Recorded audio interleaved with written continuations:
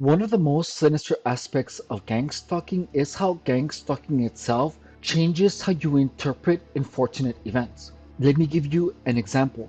During my gang stalking operation, my car was stolen, a lot of my things were moved out of place, and people did a lot of very petty things to me. Now, when you have a group of people maliciously do so many petty things over such an extended amount of time, you are pretty much conditioned to make a natural assumption. And by this, I mean anytime that any misfortune happens to you, you will automatically make the assumption that it was gang stalking related. Because in your previous experiences, you know that these people are messing with you in very petty ways. For example, for about a week, one of my tires kept deflating. It was simply deflating every 2 days, but the tire was in perfect condition. I had just bought it.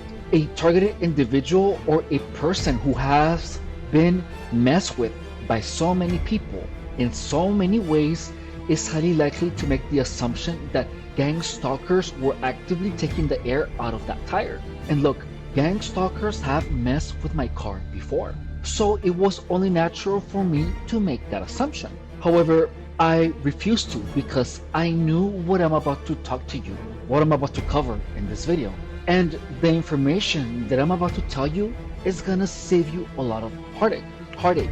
Because by understanding what I'm about to tell you, you're gonna be able to put your head straight. If you do not know what gang stalking is and you are watching this video, welcome. I am EFREN RODRIGUEZ Guerrero, and I have been targeted as in gang stalking targeted for 8 years. If you do not know what gang stalking is organized narcissistic abuse. It is a group of people maliciously trying to drive someone crazy by sabotaging their belongings, their job, by encouraging substance abuse, by creating nudges by nudging a person to take decisions that will lead them to destroy themselves. In the end, victims of gang stalking are made to believe that their brain is being hacked by the government.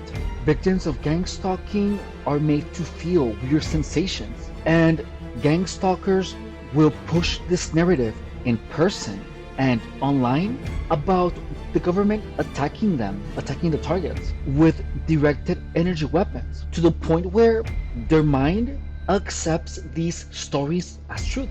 There are people out there that have been made to believe these crazy stories, and gang stalkers simply reinforce these beliefs on the internet and in person, and the person is maintained crazy for the rest of their life.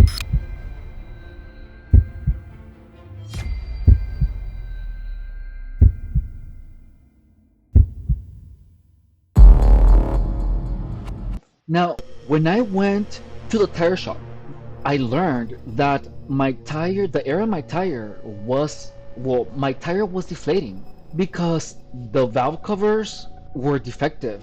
They were the valve covers that check the pressure of your tires, and the little monitor on the valve covers, on the valve caps or whatever, were slowly deflating that tire. By the way, the goal of this channel is to spread awareness of gang stalking and help people return their minds back to normal. And the way to do that is to please watch the whole video or watch another video too. Share, comment, like, subscribe, hype, any of those ways I would greatly appreciate. The only reason that I lost everything due to gang stalking was because it took me 8 years to understand everything about it. And it is only because of the understanding that I can keep gang stalking at bay. I have gang stalking under control. I don't want anyone to go through the same things that I went through. I simply want people to understand how gang stalking works. That way they can clock it before it even happens. And if gang stalking knowledge is mainstream and everyone knows how gang stalking works and how people are made mad, then we can stop it. So if you would like to help me to accomplish that mission, Please support the channel in the aforementioned ways, or you could also become a member to the channel, less than $5 a month, or you can make a donation. There is a link to my PayPal in the description of the channel. So now going back to the topic, initially I did have a thought, a suspicion that my tire could have been deflated by gang stalkers. There was a possibility, or the tire was defective, but the possibility of that misfortune being caused by gang stalking was really, really high.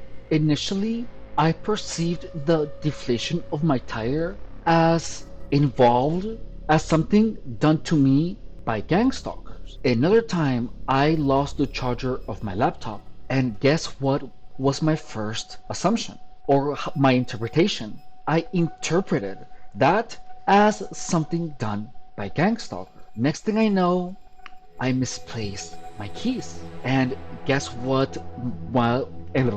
And guess what was my first assumption? Gang stalkers took my keys. But that's the thing, gang stalkers have taken my keys before. So look, now we're gonna explore this a little bit further and see how previous experiences affect the interpretation of events or of misfortunes. Look, so on Google AI, I put in the search query, previous experiences affects interpretation of events. And this is what it says. Previous experiences profoundly affect the interpretation of events through the psychological processes of perceptual set, cognitive bias, and implicit memory, which are reinforced by neurological wiring.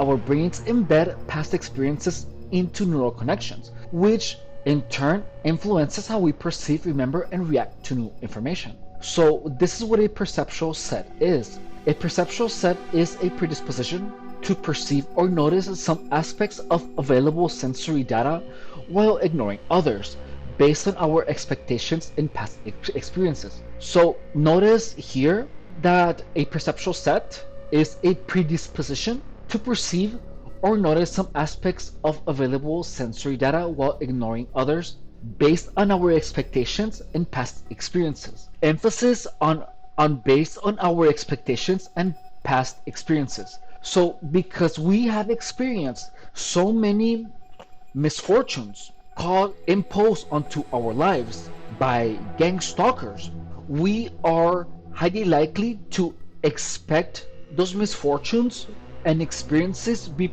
a product of gang stalking harassment because of a perceptual set. We have subconsciously set ourselves to perceive misfortunes as product of gang stalking harassment. And notice that it says here that we ignore some aspects of available sensory data. Have you ever looked for something and you have looked everywhere and you're by yourself, so there's no possibility of anyone interfering or messing with your things, and you are so busy looking for it that you are the one holding that item that you are looking for? You are so set on the belief that it is lost somewhere that you don't even realize that you're actually holding that which you are looking for. It's the same concept, the same idea.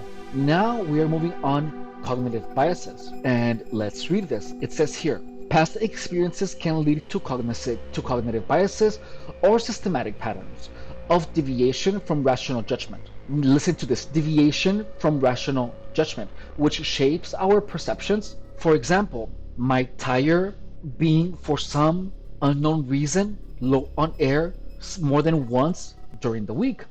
Our cognitive biases and systematic patterns of deviation are going to pull us away from rational judgment. In my case, there were many times where my rational judgment was literally blocked because of my cognitive biases that I had experienced before in things that are related to misfortunes. Now let's move on to implicit memory. Implicit memory refers to the unconscious influence of past experiences on present behavior. Emotional triggers. Unresolved past trauma can create emotional triggers, where certain events or situations automatically evoke strong emotional reactions that seem disproportionate to the current moment. For example, there were times where I was looking for my phone or my keys, and I would freak out when I was looking for them because I panicked. I had the impression, or my first assumption was to believe, oh my god, gang stalkers took my keys, where are my keys? And I would freak out looking for my keys or for my phone because those things have been messed with so many times. That was an emotional trigger. I had a disproportionate emotional reaction to me not finding my phone. However, it wasn't disproportionate from my perspective, but from the perspective of people that had no idea of what was happening to me. To them, my panicked out reaction to me not being able to find my phone did seem disproportionate. Now, the next one, habits and reactions. Our automatic reactions and habits are often rooted on past conditioning. In stressful situations, we are more likely to revert to those ingrained behaviors, regardless of whether they are appropriate for the current circumstances. This, again, applies to negative experiences that have been produced by gang stalk. For example, the gang stalking conditioning to believe that every single misfortune is caused by gang stalking. And look, in the 8 years, most of my misfortunes were caused by gang stalking. And there was a point where the misfortunes lessened. However, I began to interpret even the slightest swaying of my car as a gang stalker swaying my car. Anything that I misplaced, I began assuming that it was caused by gang stalkers. Gang stalking literally drives you crazy. It is the most extreme type of psychological manipulation that you can ever imagine. It is so extreme that there are people out there who are in a permanent psychosis where they believe that the voices that they hear in their head are because of gang stalking V2K. There was a point where assuming that it was gang stalking related, whatever it is, I mean, hang on. There is, I'm not sure, I do not remember if I said that right. Let me say that again. Gang stalking harassment is so extreme that you get to a point where everything that you see, hear, feel, think, and anything that happens around you and to you is because of gang stalking harassment. That is going to be the case because gang stalkers condition you to have those beliefs because they are actively creating those beliefs. But then that's when you get in the gang stalking induced psychosis, where you literally are made to believe that everything that happens to you is gang stalking related.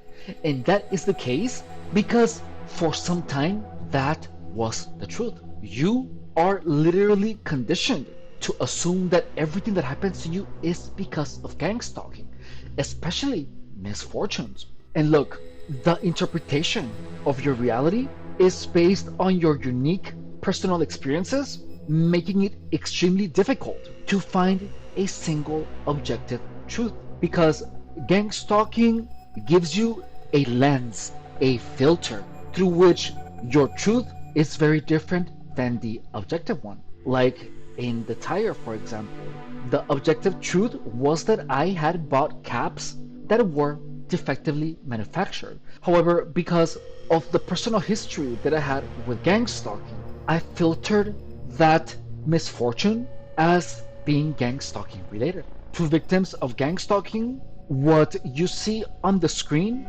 is their personal truth because they have been conditioned by these group of psychopaths to believe so. Their previous experiences have shaped their perception of reality. And gang stalking exploits perception in order to make people insane. Thank you so much for watching. I hope you enjoyed this video, and I will see you on my next one. Bye!